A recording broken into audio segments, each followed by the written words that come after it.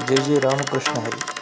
श्री सद्गुरू महाराजांची अशीच प्रवचने श्रवण करण्यासाठी कीर्तन प्रवचनमाला या यूट्यूब चॅनलला लाईक, शेअर आणि सबस्क्राईब करा. जय श्रीराम. श्रीराम जय राम, जय जय राम. श्रीराम जय राम, जय जय राम. श्रीराम जय राम, जय जय राम. श्रीराम जय राम, जय जय राम. बोलिए हनुमान जी महाराज की जय. गावत प्रेम सहित मृदुबानी. बड़े प्रेम से कल का प्रसंग चल रहा था हमारा. गावत हरिगुण गान प्रवीणा. बड़े प्रेम से नारद जी भगवान के गुणों का गायन करते हैं. हाँ, और मानो तात्पर्य यह है कि गायन कला प्रदर्शन करना एक बात है, और मैंने कल बताया कि निष्कपट भाव से भगवान के गुणों का गायन करना दूसरी बात है. रामायण में गोस्वामी जी बार बार यही गायन शब्द का प्रयोग करते हैं. रघुवीर पद पाथोज, मधुकर दास तुलसी गावई. वस्तुतः रामायण कहने और गाने दोनों ही वस्तु है, दोनों की ही वस्तु है. पर कहने में अगर अहंकार और दंभ है तो कथा का विशेष प्रभाव नहीं पड़ेगा, और यदि गायन में भगवान की कथा के स्थान पर गायन का उद्देश्य कुछ और है तो ये भी भक्ति नहीं है.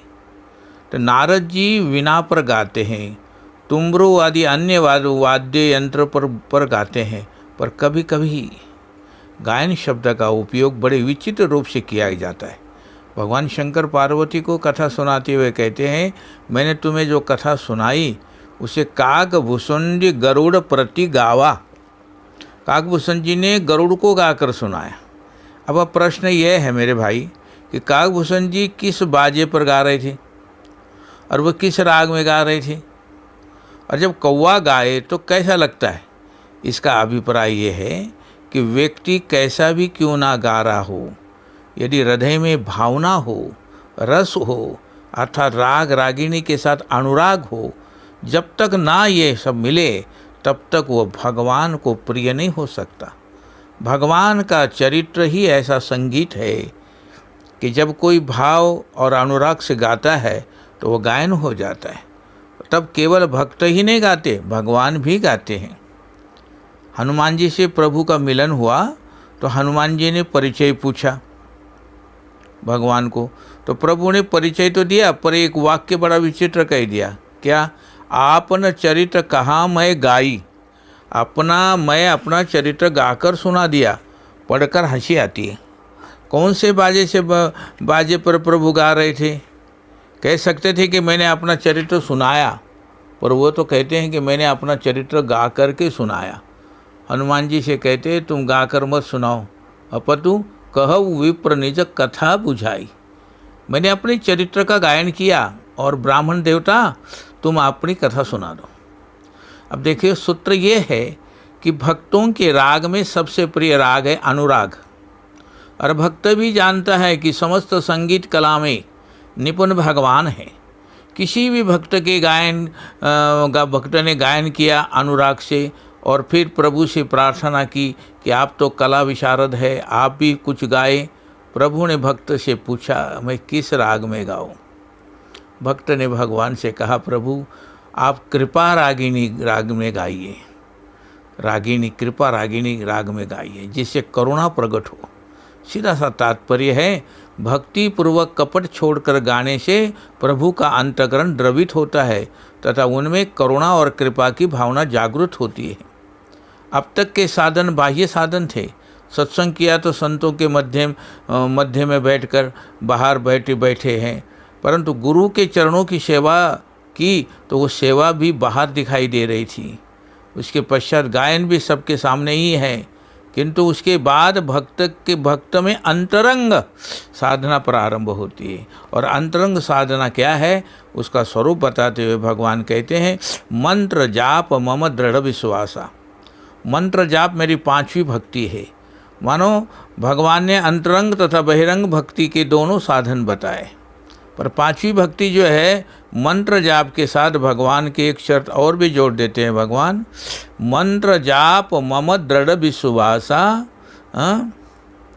विश्वास पूर्वक ही भगवान कहते हैं, दृढ़ विश्वास पूर्वक मंत्र जाप करें। विश्वास के साथ दृढ़ शब्द क्यों जोड़ दिया गया? लोग कहते हैं कि भगवान में हमारा विश्वास है, और भाई सत्य यह है कि कह देना तो सरल है, लेकिन तभी तक विश्वास है जब तक हमारी इच्छाएं पूरी हो रही है। पर जरा सी भी इच्छा पूर्ति में बाधा पड़ी तो सारा विश्वास समाप्त हो गया। ये विश्वास नहीं है कि आपके अनुकूल बात हो जाए तो विश्वास, प्रतिकूल बात हो जाए अविश्वास। दृढ़ विश्वास का अर्थ यह है कि जब प्रतिकूलता में भी विश्वास न जाने पाए। भगवान इसके पश्चात 6वीं भक्ति बताते हैं, छठदमशील विरति बहु कर्मा निरत निरंतर सज्जन धर्मा। अब उसके जीवन में इंद्रिय दमन की वृत्ति आ गई, पर इंद्रिय दमन के साथ भी 2 बातें कहते हैं, बहुत से कर्मों से अब उसका वैराग्य हो गया। विरति बहुकर्मा, तो फिर सोता रहता होगा। उन्होंने कहा नहीं, निरत निरंतर सज्जन धर्मा। अपने स्वार्थ के लिए कर्म कम हो गया, पर सज्जनों के लिए उसके द्वारा सेवा कार्य होने लगेगा। और उसके साथ साथ एक वाक्य और जोड़ देते हैं, इतना सब होने के बाद भी वो शीलवान बना रहे, क्योंकि बहुधा इंद्रिय दमन परायण व्यक्तियों में शील की कुछ कमी दिखाई देती है। बात बात पर उनको क्रोध आ जाता है, दूसरों को हीन समझने की वृत्ति आ जाती है। पर भगवान कहते हैं समस्त कर्मों से वैराग्य। इसका अभिप्राय है कि सज्जनों के लिए, लोक कल्याण के लिए कर्म तथा शील हो तो भगवान की 6ठी भक्ति है। उसके पश्चात भी चरम फल क्या होगा?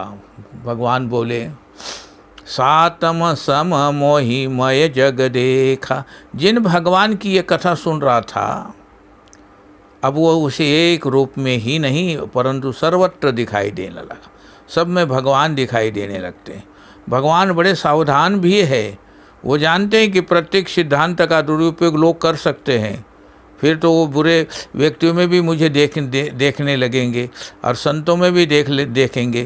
यद्यपि देखना बुरा नहीं है, पर यदि देखने के बाद ये निर्णय करे कि जब असंत भी भगवान ही है, अंत ये जो करते हैं वे मैं करूँगा, तब वो अनर्थ हो जाएगा। इसलिए भगवान ने शर्त जोड़ दी कि ना सर्वत्र मुझे देखे, पर मोहिते अधिक संत करी लेखा। संतों को मुझसे अधिक समझो। इस प्रकार पहली भक्ति में संतों का संग, 7वीं भक्ति में संतों को फिर जोड़ दिया। मानो वहाँ तो संत साधन रूप में है और यहाँ पर साध्य रूप में उनका हम अनुगमन करें। ये वृत्ति उदय हो जाने के पश्चात उसके जीवन में संतोष की वृत्ति आती है। 8 जथा लाभ संतोषा।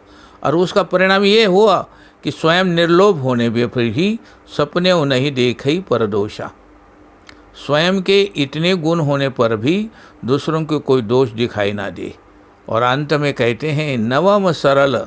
भगवान की भक्ति का सर्वोत्कृष्ट रूप है सरलता।